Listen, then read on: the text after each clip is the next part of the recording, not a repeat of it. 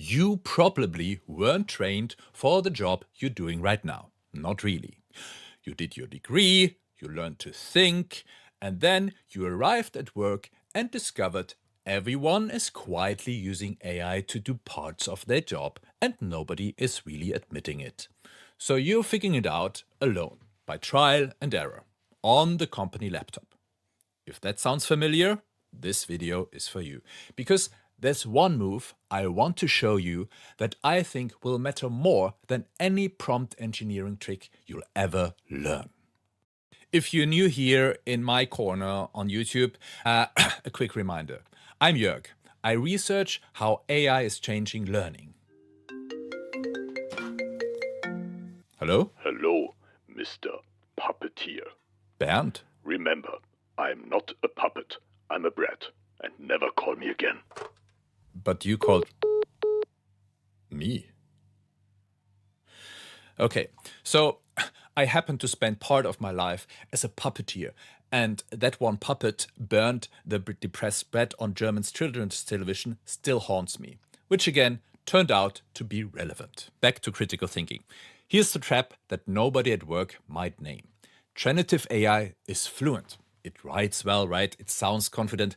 But there is a risk it makes you stop thinking. That's the part that should worry you. Not that AI is wrong sometimes. Everyone is wrong sometimes. The problem is that AI is wrong fluently. And when you're under a deadline, when the email needs to go, fluent feels like done. But the reflex you need to work on and you need to work at work is the opposite of the one AI rewards, right?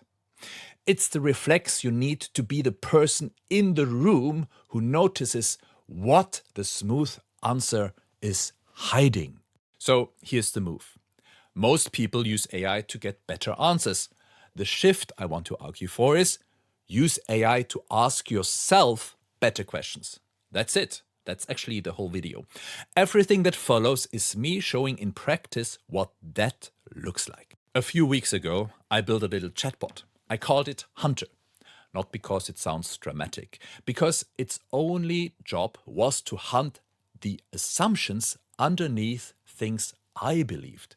Not write for me, not summarize for me, not be encouraging. I'd give Hunter a claim I held about my own work. Something I was about to put in writing, and Hunter's job was actually to find what I was assuming and asking whether I actually checked. And three things happened that I want to show you. Because they're the same three things that should happen in your working life when you use AI well. So, I had written something about how I want to model fearless experimentation with AI for my students and colleagues. Sounds reasonable, sounds academic, right? Sounds like the kind of thing you might say in a review or a report or a white paper on AI adoption. Hunter's response was, "You are doing the self-implicating reflexivity move. You name your whiteness, your age, your gender, your authority. That naming looks like critical awareness, but the paragraph leaves the mechanism unexamined." Stop. Read that again. What Hunter just did is name the trick I was pulling on myself. I thought I was being self-aware. But what I was actually doing was using the language of self-awareness as a substitute for changing anything. Fair enough, that happens at work all the time. The polished update that says nothing. The "we acknowledge the challenges" sentences in the strategy doc. The inclusive phrasing that leaves the structure untouched. You self probably write versions of this every week. The first thing AI can do for you, if you set it up right, is show you the move you're making before anyone else does. Second one, I'd written that as a teacher, I move between three roles: neutral facilitator, intervening diplomat, opinionated leader. And Hunter said, If neutral facilitator is not a real position, only choice not to announce, then it does not belong alongside the other two. That is a political stance dressed as process. Fair, but I pushed back. I introduce 2 new roles. Diplomat and Hunter's next line is the one I want you to see. Each time the framework is challenged, it grows a new cell. That is not fluidity. It is a shape that adjusts to whatever is convenient. That one stung, and I'm being honest with you. Because it's a thing I've seen myself do.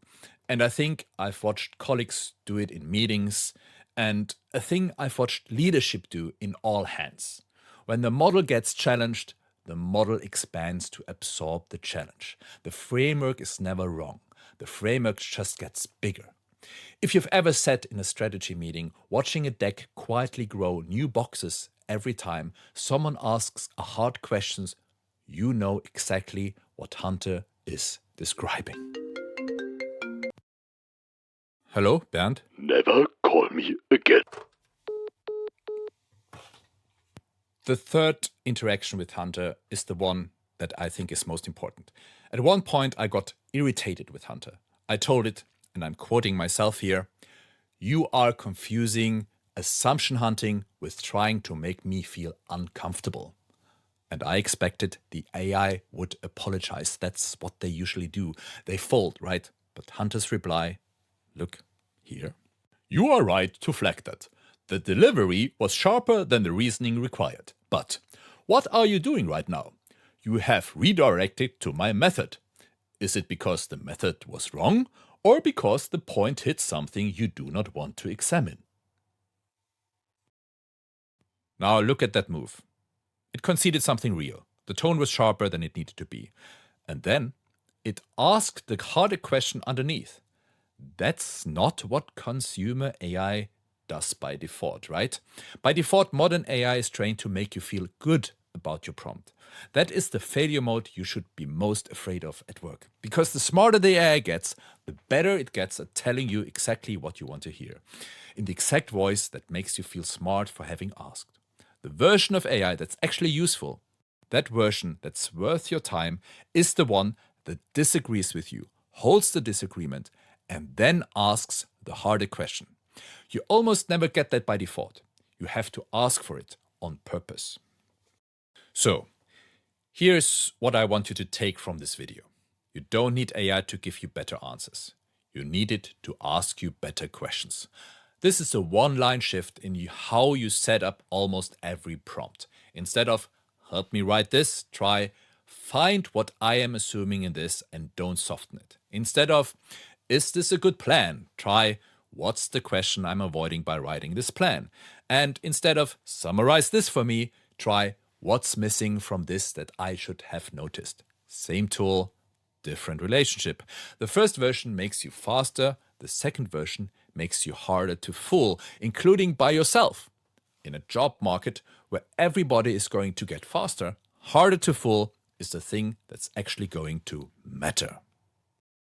One last thing. It's uncomfortable. Generally, the first time you ask AI to challenge you and it lands as a clean hit, you feel a little bit exposed. That's the evidence that thinking is working. It's not a bug. Stay the puppeteer, right? Don't become the puppet of the AI. Stay the puppeteer even when the AI asks hard questions. So, my name is Jörg, and if you find this content useful, please subscribe. The next video is about the one cognitive habit that will separate you from AI in the next 5 years. Bernd? I read my contract. I'm a brat, not a puppet. But Bernd, you don't have a contract. Mist. See you in the next video.